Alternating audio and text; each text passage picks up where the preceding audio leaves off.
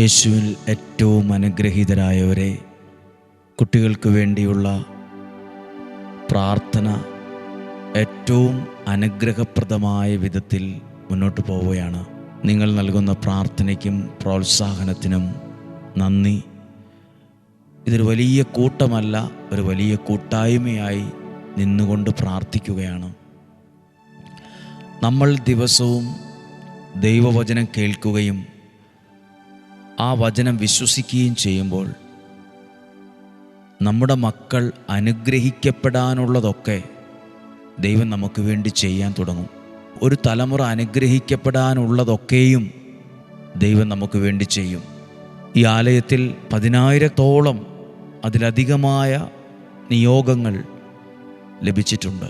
അതോടൊപ്പം നിങ്ങളുടെ ഭവനങ്ങളിൽ നിങ്ങളുടെ കുഞ്ഞുങ്ങൾക്ക് വേണ്ടി ഈ പ്രാർത്ഥനയോട് ചേർന്ന് നിന്നുകൊണ്ട് പ്രാർത്ഥിക്കുന്നവരുണ്ട്.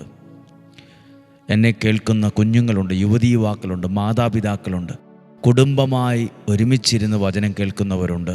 പ്രിയപ്പെട്ടവരെ, ഇപ്പോൾ ഈ വചനം കേൾക്കാൻ ഒരുങ്ങുന്ന ഓരോ വ്യക്തികളെയും കുടുംബങ്ങളെയും കുഞ്ഞുങ്ങളെയും ഓർത്ത് പ്രാർത്ഥിക്കുന്നു. നിങ്ങളുടെ ജീവിതത്തിൽ ദൈവത്തിൻ്റെ വിലപ്പെട്ട അനുഗ്രഹങ്ങളുണ്ടാകട്ടെ.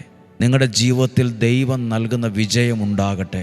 നിങ്ങളുടെ ജീവിതത്തിൽ നിങ്ങൾ ആഗ്രഹിക്കുന്ന കാര്യങ്ങൾ ദൈവ പദ്ധതി പ്രകാരം ഏറ്റവും മനോഹരമായി തീരട്ടെ. പരിശുദ്ധാത്മാവിൻ്റെ സഹായം ലഭിക്കട്ടെ. പരീക്ഷകൾക്കായി ഒരുങ്ങുന്നവർ, ഇൻ്റർവ്യൂവിനായി ഒരുങ്ങുന്നവർ, വിവിധ യാത്രകൾക്കൊരുങ്ങുന്നവർ, വിദേശ പഠനത്തിനായി ഒരുങ്ങുന്നവർ, ഭാഷ പഠിക്കാൻ ഒരുങ്ങുന്നവർ, പഠന മേഖലയിൽ സ്ട്രെസ് അനുഭവിക്കുന്നവർ, പഠിക്കാൻ പറ്റാത്ത വിധത്തിൽ ചില കാര്യങ്ങളിൽ വളരെ വളരെ പ്രയാസം അനുഭവിക്കുന്നവർ, പകുതി വഴിക്ക് നിർത്തേണ്ടി വരുമോ എന്ന് ചിന്തിക്കുന്നവർ, വർഷം പോകും, പൈസ പോകും, പല കാര്യങ്ങളെക്കുറിച്ചും ആകുലതയുള്ളവർ ഓർത്ത് പ്രാർത്ഥിക്കുന്നു. ദൈവമേ, മുന്നോട്ട് കുതിച്ചു പോകാനുള്ള അനുഗ്രഹം അവർക്ക് കൊടുക്കണമേ. ഈ സമയം തന്നെ അവരുടെ ജീവിതത്തിൽ ഒരു അനുഗ്രഹമായി വെളിപ്പെടണമേ. അവരെല്ലാം ഓർത്ത് പ്രാർത്ഥിക്കുവാണ്. നമുക്ക് ഈ വചനം ഈ പ്രാർത്ഥനയോട് ചേർന്ന് കേൾക്കാം. ദാനിയേലിൻ്റെ പുസ്തകം 6-ാം അധ്യായം. ദാനിയേൽ, ഈ വചനം എല്ലാവരും ശ്രദ്ധയോടെ കേൾക്കാനിടയാകട്ടെ, മനസ്സിലാക്കാനിടവരട്ടെ. ദാനിയേലിൻ്റെ പുസ്തകം 6-ാം അധ്യായം. ദാനിയേലിൻ്റെ പുസ്തകം 6-ാം അധ്യായം. ദാരിയൂസ് രാജാവിൻ്റെ കാലത്ത് ദാനിയേലിനെതിരെ ഒരു നിരോധനാജ്ഞ പുറപ്പെടുവിച്ചു ദാരിയൂസ് രാജാവ്, ദാനിയേലിനെ ഇല്ലാതാക്കാൻ. 10-ാമത്തെ വാക്യം ഞാൻ വായിക്കുകയാണ്. 6-ാം അധ്യായം 10-ാമത്തെ വാക്യം. രേഖയിൽ മുദ്ര വച്ചിരിക്കുന്നെന്ന് അറിഞ്ഞ ദാനിയേൽ സ്വഭവനത്തിലേക്ക് പോയി, സ്വന്തം വീട്ടിലേക്ക് പോയി. വീടിൻ്റെ മുകളിലത്തെ നിലയിൽ ജെറുസലേമിന് നേരെ തുറന്നു കിടക്കുന്ന ജാലകങ്ങൾ ഉണ്ടായിരുന്നു. ജെറുസലേമിന് നേരെ തുറന്നു കിടന്ന ജനലുകൾ ഉണ്ടായിരുന്നു. അടുത്ത ഭാഗം, ആ വാക്ക് നിങ്ങൾ ശ്രദ്ധിച്ചേ. താൻ മുൻപ് ചെയ്തിരുന്നതുപോലെ, അപ്പോൾ നേരത്തെയും ചെയ്തിരുന്നൊരു കാര്യം എഴുതിയിട്ടുണ്ട്. അവൻ അവിടെ ദിവസേന, ഓരോ ദിവസവും, ഓരോ മാസത്തിലല്ല, ദിവസേന 3 പ്രാവശ്യം മുട്ടിന്മേൽ നിന്ന് തൻ്റെ ദൈവത്തോട് പ്രാർത്ഥിക്കുകയും നന്ദി പറയുകയും ചെയ്തു. താൻ മുൻപ് ചെയ്ത പോലെ ദിവസത്തിൽ 1 പ്രാവശ്യമല്ല, 2 പ്രാവശ്യമല്ല, 3 പ്രാവശ്യം മുട്ടിന്മേൽ നിന്ന് തൻ്റെ ദൈവത്തോട് പ്രാർത്ഥിക്കുകയും നന്ദി പറയുകയും ചെയ്തു. നമ്മൾ ഇപ്പോൾ ദൈവവചനം കേട്ട് പ്രാർത്ഥിച്ചുകൊണ്ടായിരിക്കുന്നത്. ഈ ശുശ്രൂഷയോർത്ത് നമുക്ക് നന്ദി പറയുകയും ചെയ്യാം.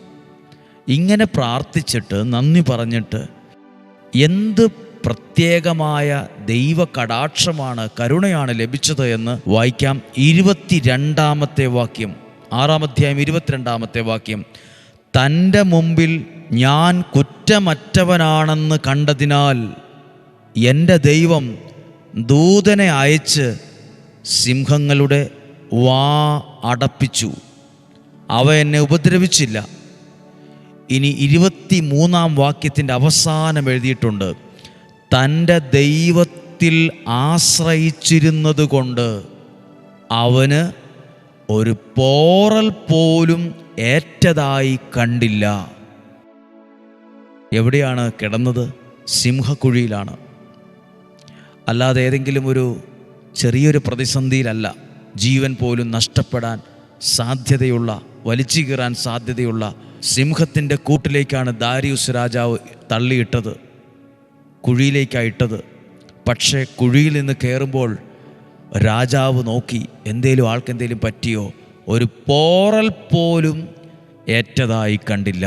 ഒരു വാക്യം കൂടിയുണ്ട്, 28-ാമത്തെ വാക്യം, അതും കൂടെ ചേർത്ത് വായിക്കണം. 3 പ്രാവശ്യം പ്രാർത്ഥിച്ച, നന്ദി പറഞ്ഞ ദാനിയേലിനെ തേടിയെത്തിയത്. 28-ാമത്തെ വാക്യം, ദാരിയൂസിൻ്റെയും പേർഷ്യക്കാരനായ സൈറസിൻ്റെയും ഭരണകാലത്ത് ദാനിയേൽ ഐശ്വര്യപൂർവം ജീവിച്ചു. എങ്ങനെ ജീവിച്ചു? ഐശ്വര്യത്തോടെ. എന്താണ് ഐശ്വര്യത്തോടെ ജീവിക്കാനുള്ള ഒരു കാരണം? ദിവസേന 3 പ്രാവശ്യം പ്രാർത്ഥിക്കുകയും നന്ദി പറയുകയും ചെയ്തതാണ് ഐശ്വര്യപൂർവ്വം ജീവിക്കാൻ ദൈവാനുഗ്രഹം ലഭിച്ചത്. ഇപ്പോൾ കുഞ്ഞുങ്ങൾക്ക് വേണ്ടിയൊക്കെ പ്രാർത്ഥിക്കുമ്പോൾ ഓർത്തെ, ഇങ്ങനെ പ്രാർത്ഥിച്ചിട്ട് എന്ത് കാര്യമാണ് എന്ന് ചിന്തിക്കുന്നൊക്കെ ഉണ്ടോ?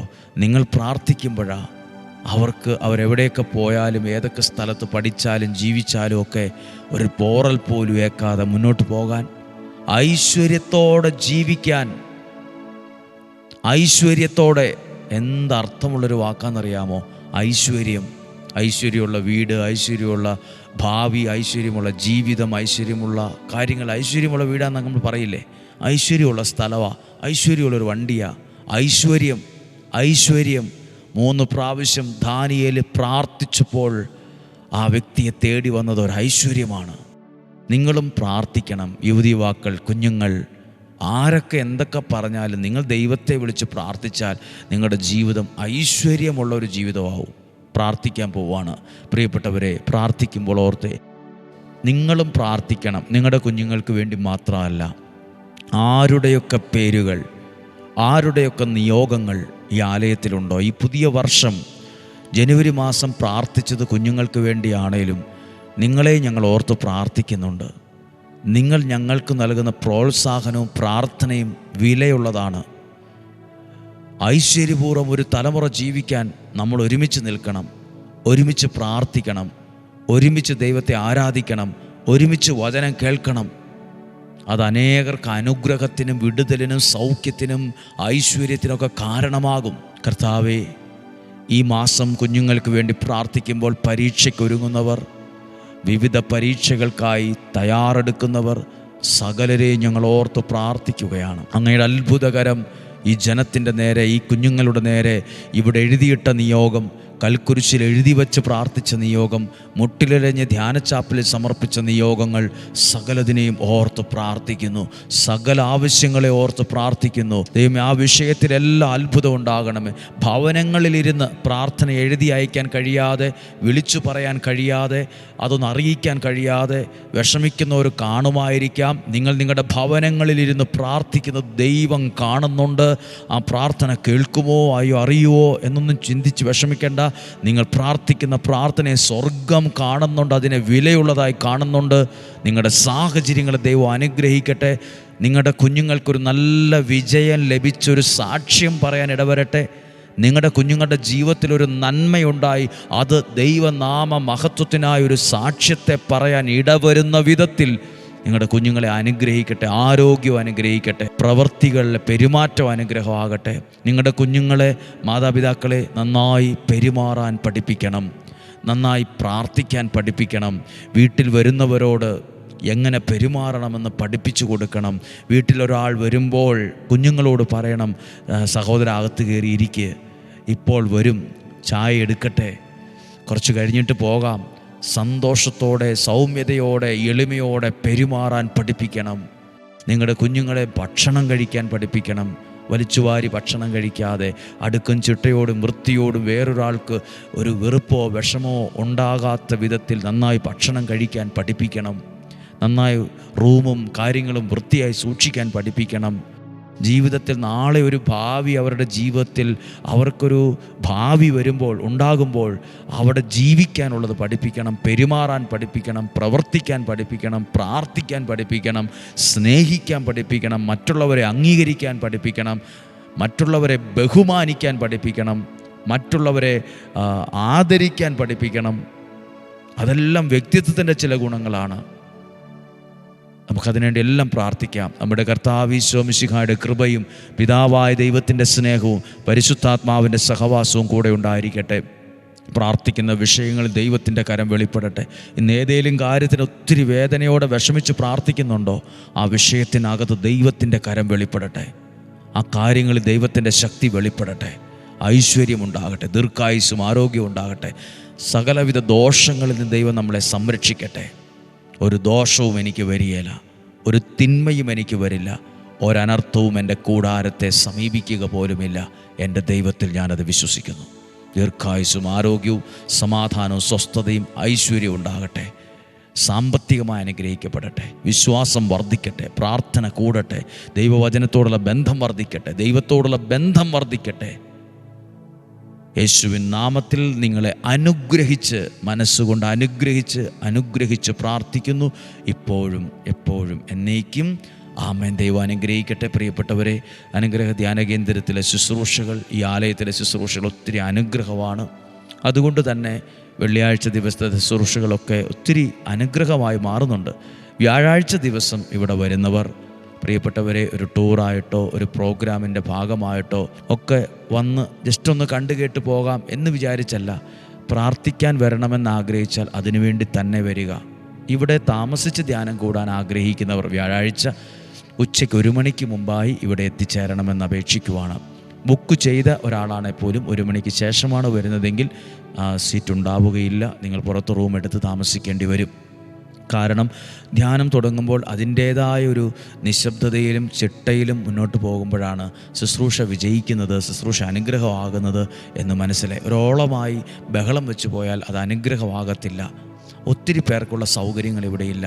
200 250 പേർക്ക് അഡ്ജസ്റ്റ് ചെയ്ത് താമസിക്കാനുള്ള സൗകര്യങ്ങളേ ഉള്ളൂ.